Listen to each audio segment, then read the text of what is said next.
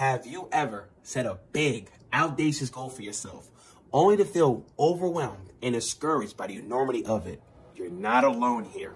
The truth is that big goals can be daunting, which is why it's super important to break them down into smaller, more manageable steps. In this video, we'll explore a recent study that offers insights into finding a sweet spot when it comes to setting achievable goals.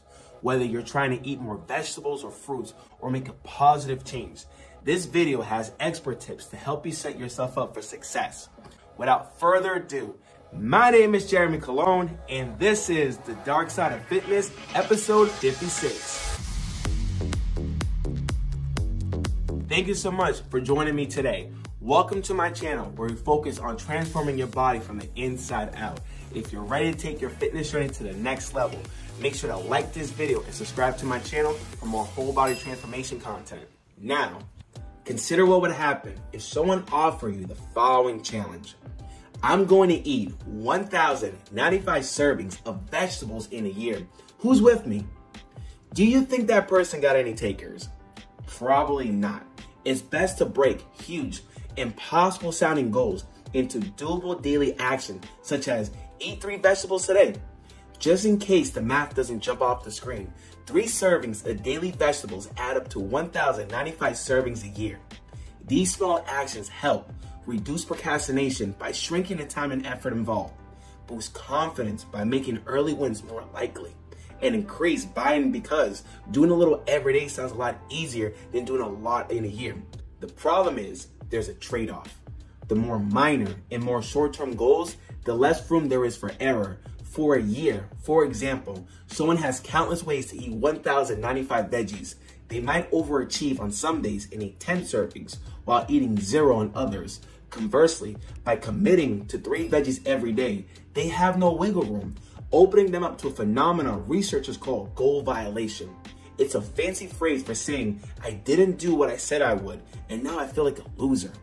All this presents a challenge. How do you make goals small enough to seem achievable, but flexible enough to accommodate life's ups and downs?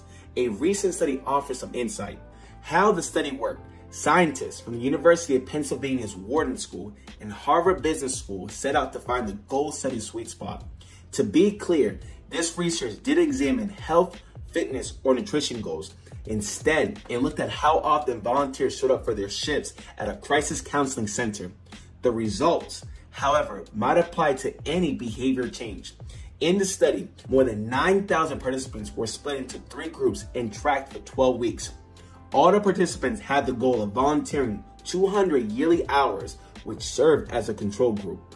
But some were encouraged to reach the annual goal by volunteering either 8 hours every 2 weeks, more flexible, not as small, 4 hours every week, smaller, less flexible.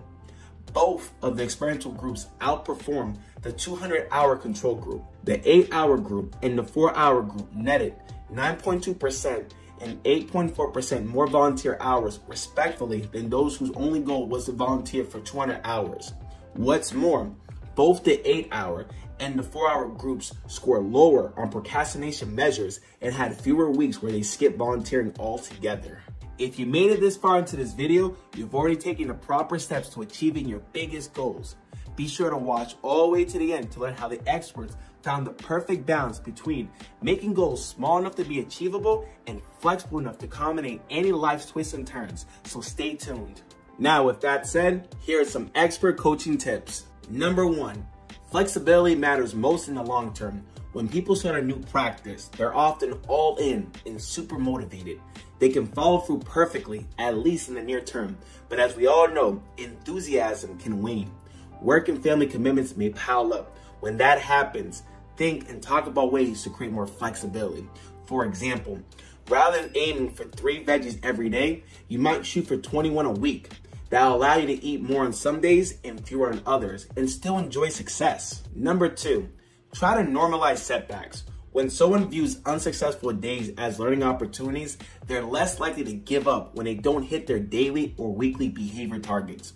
When talking about progress, not perfection, consider this trick. Plan for 1 or 2 0 days each week. Think of them like snow days built into your kid's school calendar. You don't have to take them, But if a day goes sideways and you fall short of the goal, it's not a failure, it was expected. Number 3, think both short-term and long-term. Sometimes increased flexibility opens the door to more procrastination. It does happen. When someone doesn't like exercising or meal prepping, they might decide, I'll just double up tomorrow. Then tomorrow comes and they choose to quadruple up to the next day. Eventually, the goal becomes too big to succeed. The solution, says the researchers, is to keep both short-term and long-term goals in mind simultaneously. By thinking about what they decide to do today and what they want to get done in a week, in a month, or in a year, people tend to increase their ability to stay on track. As we come to a closing, I want to say thank you so much for taking the time to watch this video. I do hope you found this video informative and you learned something new about setting and achieving your goals. Remember, the key to success is to break your big, seemingly impossible goals into small, achievable daily actions. And don't forget to be flexible and allow for some wiggle room, especially if life throws you a curveball. As a body transformation coach, I've seen firsthand how effective this approach can be, especially when it comes to nutrition and exercise goals.